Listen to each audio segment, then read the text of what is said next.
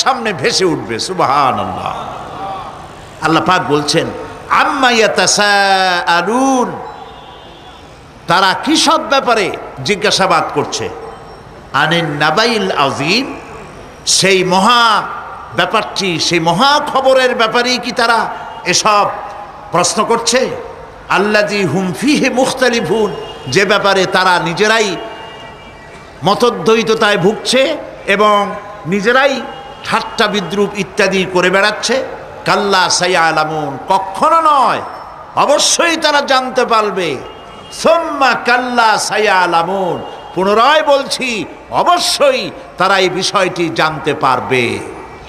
এ হলো আয়াত যদ্দূর পড়েছিলাম তার শাব্দিক তর্জমা।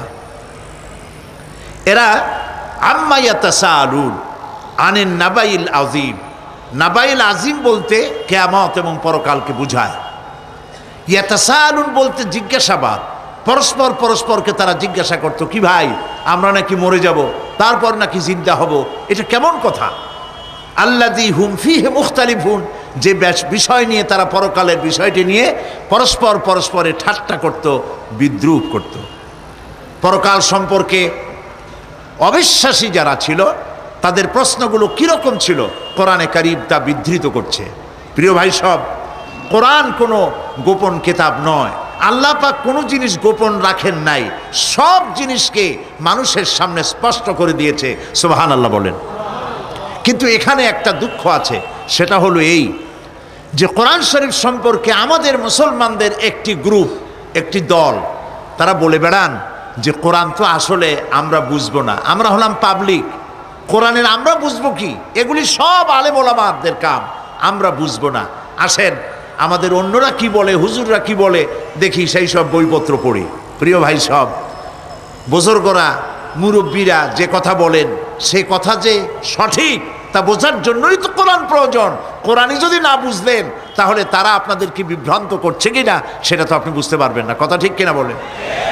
এখন কোরআন বোঝা যারা বলেন যে এটা কোরআন বোঝা সহজ নয়, কঠিন, আমার চিন্তায় এই লোকগুলি, এই বিশাল একটি গ্রুপ, একটি দল, শয়তানের বড় রকমের ওয়াসওয়াসার ভিতরে তারা নিমজ্জিত হয়ে গেছে। আল্লাহ মেহেরবানি করে এই ভাইদের দৃষ্টিকে খুলে দিন, যাতে তারা বুঝতে পারে যে কোরআন শুধু আলেম ওলামাদের জন্য নয়, কোরআন পৃথিবীর সমস্ত মানুষের জন্য।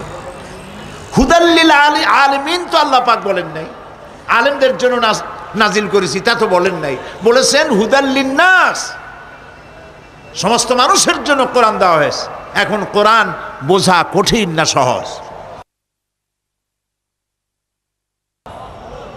এই প্রশ্নের জবাবে আল্লাহ রাব্বুল আলামিন, আমরা প্রশ্ন করব, আমাদের প্রশ্ন করার অনেক আগে আল্লাহ রাব্বুল আলামিন সূরা কামারের ভিতরে একটি প্রশ্নের জবাব 4 বার দিয়েছেন।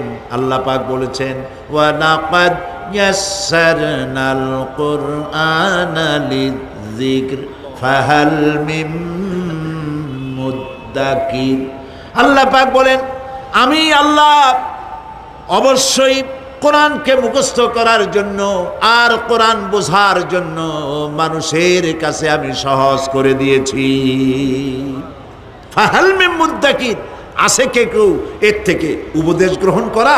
4 বার আল্লাহ পাক বলেছেন সূরা কামারের ভিতরে, অবশ্যই কোরআন আমি বোঝার জন্য সহজ করে দিয়েছি। সুবহানাল্লাহ বলেন। আমরা বুঝতে চাই না, তাহলে বুঝবো কি করে? বুঝতে চাইলেই তো আমরা বুঝতে পারবো, চেষ্টা করলেই বুঝতে পারবো। কোরআনে কারীমের এই সূরাটির দিকে লক্ষ্য করেন, আল্লাহ পাক বলছেন কাফেরেরা এটা বিশ্বাস করত না, বিশ্বাস না করে তারা কি সব প্রশ্ন উঠাইতো, সেই প্রশ্নগুলো আল্লাহ পাক তুলে ধরেছেন। আরেকটি জিনিস লক্ষ্য করুন, আল্লাহর চাইতে শক্তিধর পৃথিবীতে কেউ আছে? আকাশে কেউ আছে? কোথাও কেউ আছে? কেউ নাই। আল্লাহরে অস্বীকার করছে একদল লোক, বলতেছে মানি না। আল্লাহ পাক ফেরেশতা পাঠায় দিলেন, ওদের গর্দান পিটাই ভাঙ্গে দাও, আমারে মানে না কে? এইরকম কি আল্লাহ করছে? না, করেন নাই। ওরা বলে পরকাল মানি না, আল্লাহরে মানি না। আল্লাহ পাক কোরআনে যুক্তি দিয়েছেন, আর নবী করিম সাল্লাল্লাহু আলাইহি সাল্লামকে বলেছেন ইন্নামা আনতা মুযাক্কিরুন লাস্তা আলাইহিম বিমুসাইতির। হে নবী, উপদেশক করে আপনাকে পাঠাইছি, আপনাকে লাঠি চার্জ করার জন্য পাঠাই নাই। আপনি দারোগা নন, আপনি প্রচারক।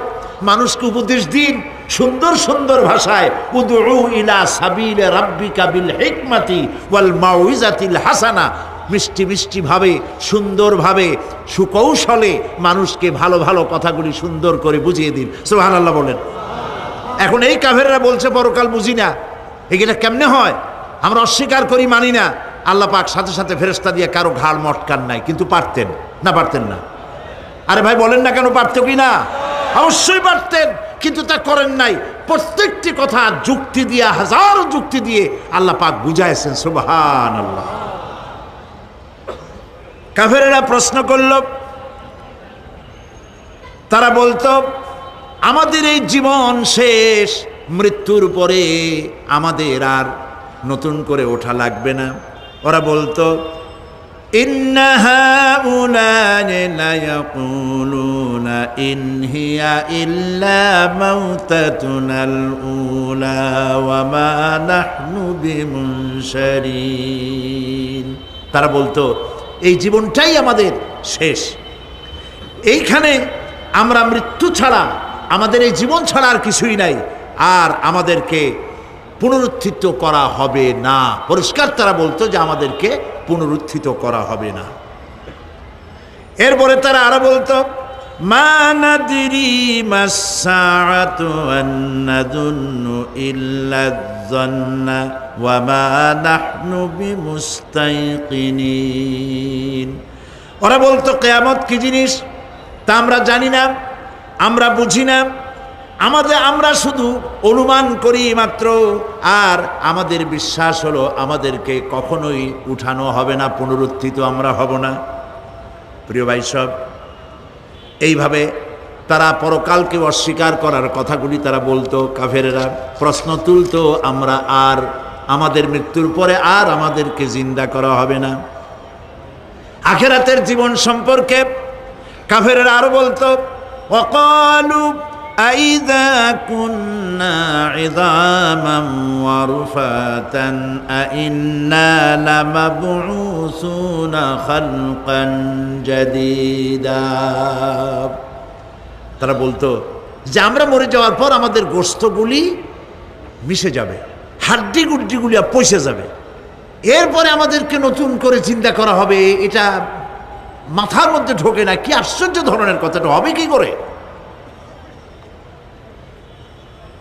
কাফের বেঈমানেরা আরো নানা ধরনের প্রশ্ন তারা করত। তারা বলতো আইদা মিতনা ওয়া কুন্না তুরাবান যালিকা রাজউম বাঈদ।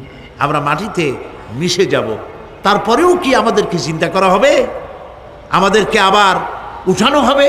এটা তো বুদ্ধির, এটা চিন্তার বাইরের কথা, এটা তো মানতে পারি না। আসলে কাফেরদের এই বক্তব্য অনুযায়ী পরকালের জীবন বুদ্ধি বহির্ভূত নয়।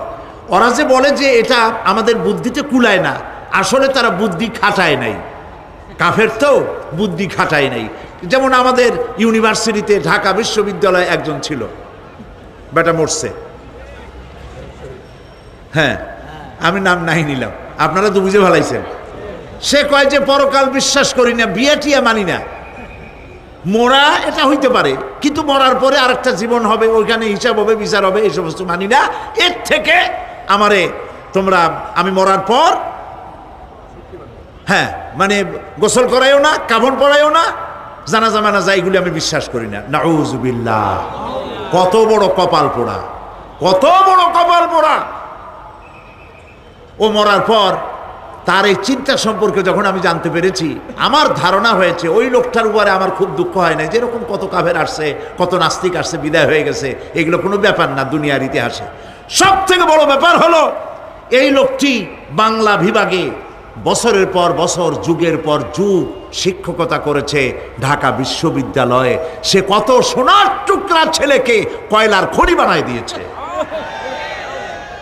এই জন্য বিশ্ববিদ্যালয়ে যারা চাকরি করে সরকারের দেখা উচিত কাদেরকে চাকরি সেখানে শিক্ষকতা করার জন্য কাদেরকে নিয়োগ করা হচ্ছে, তারা নামাজি কিনা, তারা পরিষ্কার কিনা, তারা জেনাকার কিনা, তারা মদ খায় কিনা, তারা শয়তানি করে কিনা, দেখে শুনে ভালো মানুষ দেওয়া উচিত। মরে গেল, তারপরে তাকে রাখা হলো ডায়াবেটিক সেন্টারের মারিচুয়ারি ডিপ ফ্রিজের মধ্যে। তিনি বলে গেলেন, আমি মরার পর আমাকে মেডিকেল কলেজে পাঠায় দিও, তারা আমারে কাটা ছেঁড়া করিয়া তারপরে অপারেশন শিখবে। তো তার নসিহত অনুযায়ী তাই করা হলো, ওসিয়ত অনুযায়ী। যখন মেডিকেল কলেজের ছেলেরা টের পেল যে ওই নাস্তিকরে আনতেছে মেডিকেল কলেজে অপারেশন করে আমাদের শেখাবার জন্য, তারা বললো আল্লাহর হস্তে মাপ চাই, এই শয়তানের এদিকে আনবেন না। কারণ সারা জীবন সে আল্লাহরে মানে না, অস্বীকার করেছে। পরে কাটা ছিঁড়া করে আমরা যদি কিছু শিখি তো তাই দিয়া যে রুগী ভালো হবে, অপারেশন করলে সেটাও মরবে। সুতরাং মাপ চাই, ফিরাইয়া এখন ওইটার কি অবস্থা হয়েছে আমি জানি না, লেটেস্ট নিউজ জানি না কোথায় আছে। যদি এখন কবর তো কপালে হইল না, এখন যদি রাস্তাও ভালায় দেয়, আমাদের দেশে কুত্তাও খাবে না।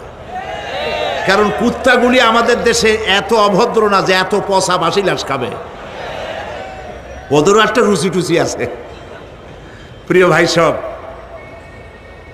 এদের চিন্তা, এদের বুদ্ধি হলো, এদের বুদ্ধি সীমিত বুদ্ধি। আর আল্লাহ কোরআনে বুদ্ধির কথা বলেন নাই, আল্লাহ বলেছেন জ্ঞানের কথা। আর ওরা হলো বুদ্ধিজীবী। ওরা কি জীবী কন? বুদ্ধিজীবী। আচ্ছা, আপনারা একটা প্রশ্নের জবাব দেন তো, দুনিয়ার সব থেকে বড় বুদ্ধিজীবী কেনা? মাশাআল্লাহ, আপনাদের ওয়াজ না শুনাইলেও হবে, আপনারা তো জানি ফেলাইছেন সব। সব থেকে বড় বুদ্ধিজীবীর নাম হলো শয়তান। আর সব থেকে বড় জ্ঞানীর নাম হযরত আদম আলাইহিস সালাম। মানুষের মধ্যে সর্বপ্রথম আল্লাহ তাকে জ্ঞান দান করেছিলেন। সুবহানাল্লাহ কোন। আল্লাহ পাক কোরআনের মধ্যে কোথাও বলেন নাই যে আমি বুদ্ধি দিছি। আল্লাহ পাক বলেছেন ওয়া আল্লামা আদামাল আসমাআ কুল্লাহা, আমি আদমকে সমস্ত জিনিসের জ্ঞান দিয়েছি, নামগুলা শিখাইছি। সুবহানাল্লাহ কোন। ওয়ালাকাদ আতাইনা লুকমানাল হিকমা, আমি লোকমানকে জ্ঞান দান করেছি। ওয়ালাকাদ আতাইনা দাউদা ওয়া সুলাইমানা ইলমা, আমি দাউদ আর সুলাইমানকে কি দিছি?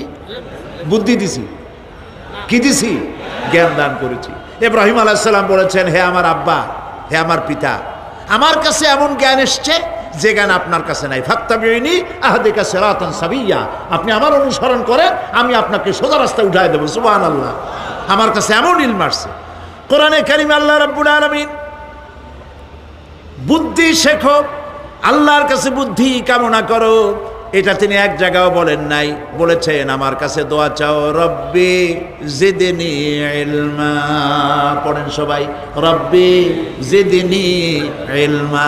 আবার বলেন, রব্বি জিদনি ইলমা। আয় আল্লাহ, তুমি আমার জ্ঞান বৃদ্ধি করে দাও। শয়তান ছিল বুদ্ধিজীবী, আদম আলাইহিস সালাম ছিলেন জ্ঞানী। শয়তান সুদ্দা। আল্লাহ পাক যখন সকলকে বললেন উসজুদু লিআদামা, সবাই মিলে আদমরে সেজদা দাও, ফাসাজাদু, সবাই মিলে সেজদা করলো, ইল্লা মিস্টার ইবলিস সেজদা করলো না। আবা ওয়াস্তাকবারা ওয়া কানা মিনাল কাফিরিন, কপাল পুড়লো, জম্মের পোড়া। এখন ও যে বুদ্ধিজীবী, দুনিয়ার বড় বুদ্ধিজীবী, দেখেন অবস্থা। আল্লাহ পাক জিজ্ঞেস করলেন, ইবলিস রে, আমার হুকুমটা তুই মানলি না কেন? কোন জিনিস তোরে বাধা দিল আমার হুকুম অমান্য করতে? মানলি না কেন? ও তখন, ও তো বুদ্ধিজীবী, বুদ্ধির আশ্রয় নিয়েছে। সে বলছে, আল্লাহ পাক, এটা মানি নাই একটা বৈজ্ঞানিক কারণেই, একটি দার্শনিক কারণেই মানতে পারি নাই। কারণ হচ্ছে খালাকতানি মিন নার ওয়া খালাকতাহু মিন তিন, তারে বানাইছো মাটি দিয়া, আমারে বানাইছো আগুন দিয়া, আনা খায়রুম মিনহু, আমি ওর থেকে অনেক ভালো। নাউযুবিল্লাহ। কত বড় কপাল পোড়া। আগুনের গতি হলো ঊর্ধ্বমুখী, মাটির গতি নিম্নমুখী। ঊর্ধ্বগতি সম্পন্ন একটা জিনিসকে নিম্নমুখী জিনিসের সামনে মাথা নত করতে বলা তোমার একটা অবৈজ্ঞানিক অদার্শনিক হুকুম হয়ে গেছে। নাউযুবিল্লাহি মিন যালিক। আল্লাহ পাক বললেন, ইন্নাকা রাজিম, মরদুদ, বিতাড়িত, সব আমল বরবাদ করে দিলাম। দেখেন, অপরাধ শয়তান করেছে, অপরাধ আদম আলাইহিস সালামও করেছে। একজন অপরাধ করে শয়তান হয়ে গেল, আর একজন অপরাধ করে আল্লাহর পয়গম্বর হয়ে গেলেন। সুবহানাল্লাহ বলবেন না? কেন? কারণ হলো শয়তান বুদ্ধিজীবী, বুদ্ধির আশ্রয় নিল। আদম আলাইহিস সালাম তিনি বুদ্ধির আশ্রয় নেন নাই, তিনি আকলের, তার জ্ঞানের কাছে তিনি আশ্রয় নিয়েছেন। অর্থাৎ তিনি চিন্তা করতেছিলেন যে আল্লাহ পাক আমাকে নিষেধ করলেন একটা গাছের কাছে যেতে, আমিও গেলাম, বউও গেল, যা নিষেধ করলেন সেটা করলাম। এখন যদি আল্লাহ আমারে প্রশ্ন করেন যে আমার হুকুম অমান্য করলা কেন, কি জবাব দেব? আদম আলাইহিস সালাম জবাব খুঁজে পাচ্ছিলেন না। কিন্তু আমি ওই আয়াত তেলাওয়াত করার পর সর্বপ্রথম সেই ছাত্র জীবনে আমি চিন্তা করলাম জবাব তো একটা দিতে উনি পারতেন। ছাত্র মানুষের মধ্যে তো নানান চিন্তা আসে, তো আমার চিন্তা আসলো উনি একটা জবাব তো দিতে পারতেন, আমাদের আবাল বাসার একটা জবাব তো দিতে পারতেন, এই যে আল্লাহ পাক সবই ঠিক আছে, অপরাধ আমি করেছি, ভুল আমি করেছি, কিন্তু আমার এটা জানতে ইচ্ছে হয় জান্নাতের সমস্ত নাজ নেয়ামত আমার জন্য তুমি জায়েজ করে দিলা, যে গাছটার কাছে যাওয়া যাবে না, ফল খাওয়া যাবে না, এরকম একটা গাছ জান্নাতের মধ্যে বানাইয়া আমার বিপদে ভালাইলা কেন? এরকম একটা জবাব তিনি দিতে পারতেন, কিন্তু তিনি দেন নাই। কারণ তিনি বুঝতে পেরেছেন মহাশক্তিধর আকাশ আর জমিনের মালিক আল্লাহ রাব্বুল আলামিনের সামনে আর্গুমেন্ট চলে না, তার সামনে আর্গুমেন্ট চলে না, সারেন্ডার চলে, আত্মসমর্পণ করা চলে। হযরত আদম আলাইহিস সালাম কোনো আর্গুমেন্টের কাছে গেলেন না, কেঁদে কেঁদে অস্থির হয়ে যাচ্ছেন। আল্লাহ রাব্বুল আলামিন যখন প্রশ্ন করবেন, আদম রে আমার হুকুম ভাঙলি কেন, অমান্য করলি কেন, কি জবাব দেব? আর ঠিক সেই মুহূর্তেই রাব্বুল আলামিন প্রশ্ন করলেন, আদম রে আমার হুকুম অমান্য করলে কেন?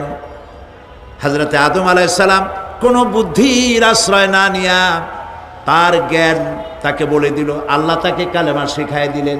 উদ্বুদ্ধ হয়ে তিনি আল্লাহ রাব্বুল আলামিনের সামনে মাথা নত করে দিয়ে বললেন, রব্বানা যালামনা আনফুসানা ওয়া ইল্লাম তাগফির লানা ওয়া তারহামনা লানাকুনান্না মিনাল খাসিরিন। পড়েন সবাই, রব্বানা যালামনা আনফুসানা ওয়া ইল্লাম তাগফির লানা ওয়া তারহামনা লানাকুনান্না মিনাল খাসিরিন।